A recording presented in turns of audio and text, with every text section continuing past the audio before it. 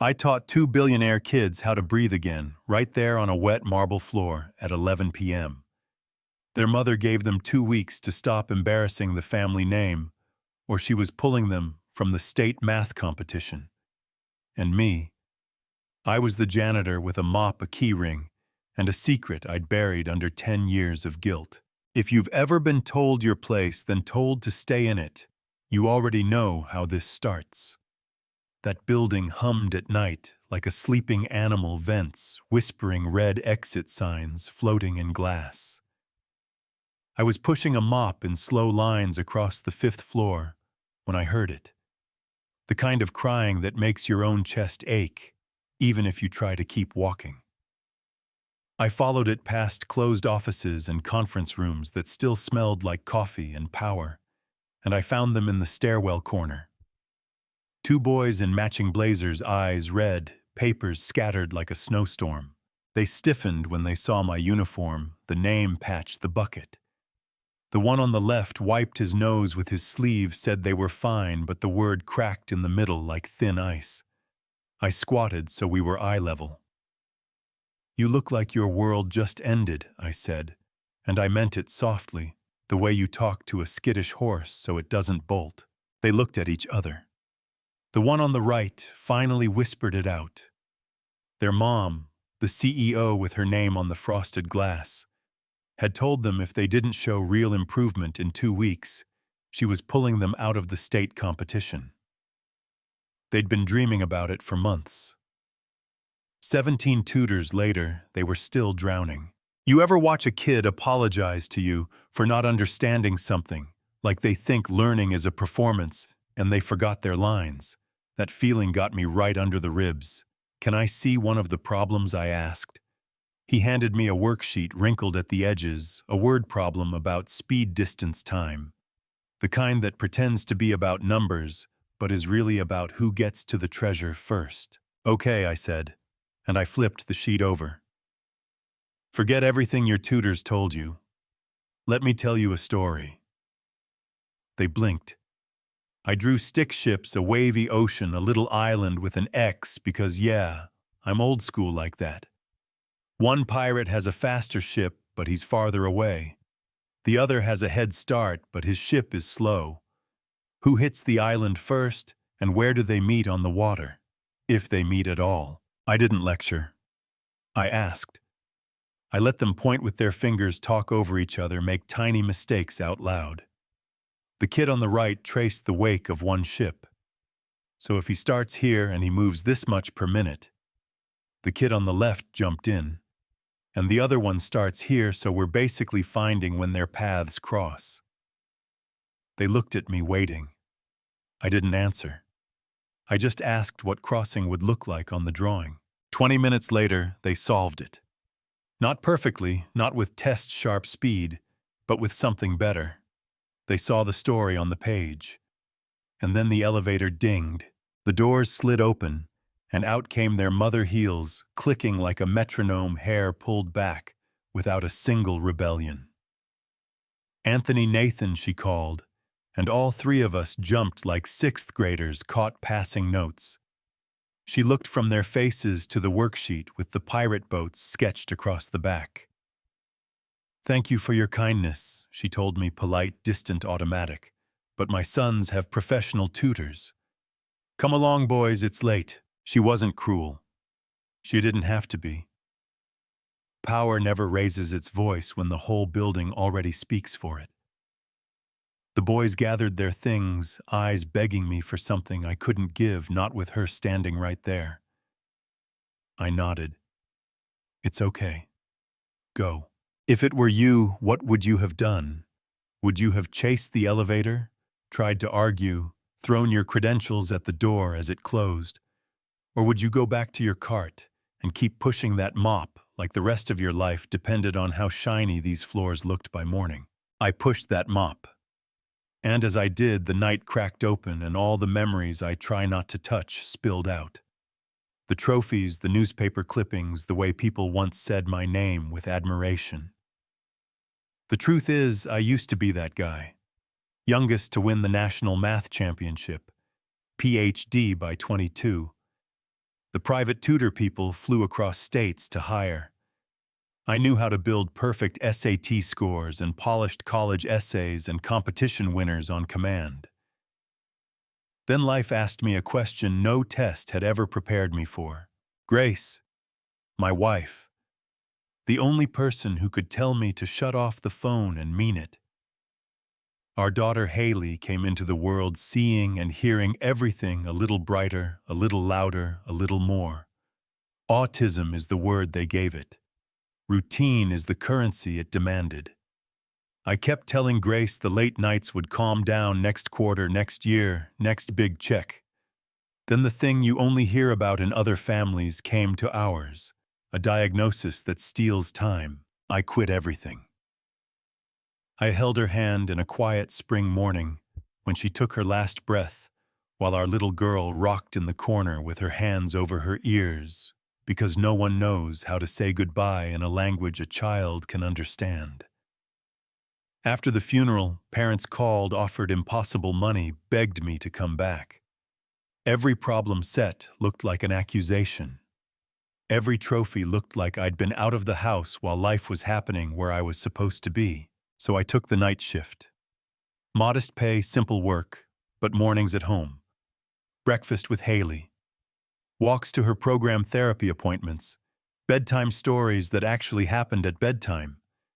People thought I was running from greatness. I was running toward my kid. The next night, like a movie you don't dare hope is real, those boys were waiting by my cart. We came back, the first one said. We want to learn the way you teach. Please. I should have said no. I'm not their teacher. I'm not anyone's teacher anymore. But there's this thing about a kid's eyes when you've shown them a door and they're standing there with their hand on the knob, scared to turn it without you. We're just talking, I told them. If anyone asks, we're just talking. That's how it started. Secret lessons that looked like chats next to a trash bin. A calculus concept dressed up as race cars on a dangerous track, lap times and pit stops, and the moment the leader gets caught behind a slow driver. A geometry proof that became an art piece, how a sculptor uses angles so the sunlight does exactly what it was born to do at 10 a.m. in October. Fluid pressure explained underwater with divers and oxygen tanks, and a sudden drop that forces your brain to do the math before your body pays the price. I didn't pour answers into them. I asked questions until they started asking the right ones back. Every problem is a story, I kept telling them. Find the characters, name the conflict, map the journey, and then the answer will introduce itself like it's been knocking the whole time. The fear started to leak out of their shoulders. They stopped whispering sorry before trying. They started arguing with each other about who got to explain an idea back to me first. Their practice scores crept up. Not magic. Work. But now the work had a pulse. By week 5, they'd stopped looking over their shoulders when we talked. Confidence does that to a kid. It makes them forget they're supposed to be afraid. One night I ran late and Brian wandered down the hallway. A supply closet door sat a little open, and on the shelf, tucked between trash bags and a cracked plastic caddy, lay an old leather notebook. Here's the thing about past lives. You can bury them in boxes, sell the house, give away the suits, but a piece of it always follows you like a stray dog that still knows your smell. The notebook had my name on the first page. Anthony Brown, Ph.D. Notes. Proofs. Teaching philosophies I wrote at 3 a.m. when the ideas felt like they were singing. Newspaper clippings. A photo of me with a trophy and a smile that didn't know how heavy a human heart can get. Brian opened it. Called his brother. They read. They pieced it together like a case file. The janitor who made pirate boats on scrap paper used to be the guy universities wrote recruitment emails to at 2 a.m. The next morning, they carried that notebook like it was evidence. They put it on their mother's desk and made her look. I wasn't there, but I can imagine the journey her face took. Confusion, then suspicion, then the kind of shame that can either make you defensive or make you honest. She chose honest. That evening, she waited in the parking garage by the freight elevator, where I load my cart. "Mr. Brown," she said, voice lower, "no performance. My sons showed me your notebook. I owe you an apology. I made assumptions about you based on your job title." And then she asked the question adults ask when they finally realize they might have measured the wrong thing. "Why are you here?" I told her. About Grace. About Haley. About success with a capital S that tasted like metal in my mouth. About mornings that appear when you trade status for presents. We stood there in the concrete dim, just two parents under a ceiling that always leaks in the same spot after heavy rain, and it felt like the distance between CEO and janitor vanished in the humidity. "Would you continue helping them officially?" she asked. And her voice did this small thing where a promise tries to stand up for the first time. I said yes, but only informally. I wasn't ready to call it teaching. Not yet. Stick around because what happened next will blow your mind. Competition day arrived like a blue sky Saturday that doesn't apologize for your nerves. The grand conference hall glowed with rows of desks, sharpened pencils lined up like soldiers, nameplates, parents trying to whisper encouragement that came out sounding like prayers. I was assigned to set up chairs, check the mic, make sure the HVAC didn't roar during the timed section. I stood in the back out of the way a good janitor disappears until needed. The boys looked around for me, found me in the shadows, and I gave them a small nod that said all the words we'd repeated for weeks. Every problem is a story. Trust the story. The exam started. Outside traffic moved like a river around a rock. Inside, the first question tried to scare them with a wall of text. I watched their shoulders stay level. I could almost hear their heads translating it. Characters' conflict journey. Compound interest became a farmer and a field, and the patience to plant in one season and harvest in another. A geometry proof became an artist's sculpture and the shadow it would cast at noon on opening day. They were working, not flailing. 3 weeks later, the hall filled again. This time with suits, cameras, executives who practiced smiling in elevators. Eleliana stood on stage with a stack of envelopes. In third place with a score of 94, Nathan Smith. The room exhaled, then burst. He looked for me, found me, smiled like a window opening. And in first place with a perfect 100, Brian Smith. The noise rattled the light fixtures. 2 small boys, 2 big medals, and then something happened. No PR plan had considered. They jumped off the stage and ran. Straight to me. Uniform, keys, mop, and all. They hit me with a hug that almost knocked my old back into trouble, and the room went quiet. I don't mean it lowered. I mean you could hear the microphone pick up the sound of the air conditioner deciding to turn on. In that silence, the picture told the truth. Wealth in pressed blazers, joy in a cheap shirt with my name on it, love showing up in front of cameras with nothing to sell. Their mother stepped to the mic again. She didn't sound like a CEO. She sounded like a person. "I want to introduce you to someone." She said my name. I walked up there in shoes that squeaked because I'd never once imagined walking onto that stage. She told that crowd what I'd been trying to live. That wisdom isn't a salary bracket, that respect isn't reserved for titles, that the best teacher looks for the person in front of them, not the performance. Do you think that's fair, by the way? That we size people by their uniforms before they speak? Be honest. After the ceremony, she found me by the service door. "I want to build a learning center," she said. "For kids who don't fit the rows and the bells. Free, innovative, patient. I want you to run it." My gut said no. Old guilt talks loud. Who am I to take a job that says leader on the door after I missed so many dinners in a life I can't get back? I told her I wasn't ready. She nodded. She didn't push. I went home to Haley and her nighttime routine and the gentle music we use when the day's been too loud. A few nights later, she had a hard evening. Schedules had shifted, somebody new had run a therapy session, and her world tilted. I held her while she rocked, counted breaths, waited for her body to trust me again. Then she looked up and asked in that careful voice she uses when she's building a bridge to the place my words live. "Daddy, are you sad?" Sometimes I said. She put her hand on my face. "Mommy told me you make people understand things," she said. "Mommy said your gift is supposed to be shared, not hidden." Yeah, that happened.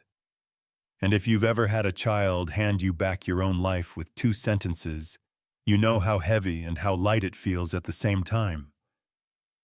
I walked into the CEO's office the next day and said yes. On one condition: Haley enrolls too. She smiled like it had been her idea the whole time. It probably had. The building we found for the center had bones. Big windows, high ceilings, a history of bad lighting. We fixed with warm bulbs and quiet corners. We painted the walls the color of calm. We built sensory rooms with soft chairs that look like hugs. We put the math lab next to the art studio because some brains need to hold a brush before they can hold a theorem. I hired teachers who weren't scared to be wrong in front of students, who knew how to ask a question that opens a door instead of closes a heart. Mornings belonged to Haley. We made pancakes that always had blueberries on Tuesdays because that's the thing that let her body relax into the day. We walked to the center hand in hand. Afternoon belonged to my students. Evenings belonged to quiet dinner, the kind of tired that means you did the right things in the right order. Eleliana started leaving the office before the sun went down. Dinners turned into conversations that didn't involve charts. She listened when her boys talked about fear without trying to fix it like a spreadsheet. She started showing up at the center board meetings, and she didn't sit at the head of the table. She sat next to parents whose hands shook with the weight of trying to do right by their kids in a system that keeps measuring the wrong things. I'm not going to spin some fairy tale. There were hard days. Kids have meltdowns. Adults too. Budgets don't stretch on good intentions. But the center lived, breathed, grew. Haley made 2 real friends, the kind you don't have to perform for. The boys visited after school not as students in crisis anymore, but as friends who still loved to argue about whether a limit is a destination or a conversation. Somewhere along the way, the CEO and the janitor stopped being roles and started being 2 people who'd learned the same lesson from opposite directions. Presence over prestige, love over proof of worth. We didn't announce anything. We just kept showing up for the kids, for the board, for the dishes, after pizza night for each other. Our story turned from survival to something like grace, not the kind you receive once, but the kind you choose every day. If it were you, would you have judged the guy with the keys on his belt before he spoke? Would you have told your sons to stop dreaming because the tutors gave up? Would you have accepted an apology in a parking garage where the overhead light flickers because the ballast is dying and maintenance hasn't gotten to it yet? Here's what I know. A uniform is a costume some people forget they're wearing. A title is a name tag that peels off when the room gets honest. And a child tells you the truth not with a speech but with a hug in front of cameras and a voice that asks, "Are you sad?" so you can finally answer. I'll leave you with the secret. People came here for the one that changed those boys, the one that kept me from drowning at 3 a.m. when a word problem looked like a wall. Every problem is a story. Find the characters, name the conflict, map the journey. Then the answer will stop being a stranger and walk right up to you. Now let me ask you something that might get me in trouble. Should respect in a room be earned by a resume, or given first and taken away only if it's misused? Should a janitor have to prove a PhD to be allowed to help two crying kids on a marble floor? Should the gatekeepers of our schools and companies measure compliance or curiosity? Do you think that's fair? I know how I'd answer, but this isn't just my story. It's yours too. Drop me a comment and tell me where you're watching from. Tell me the teacher who changed your life. Tell me the uniform someone misjudged you in, and what you did anyway. If this made you think, share it with someone who needs a reminder that wisdom wears many uniforms, and love is a better metric than any test score. Like the video, if you felt it, subscribe if you want more stories that don't fit neatly inside a headline, and tell me this: if it were you, what would you have done? Because your answer might be the story someone else needs to hear tomorrow.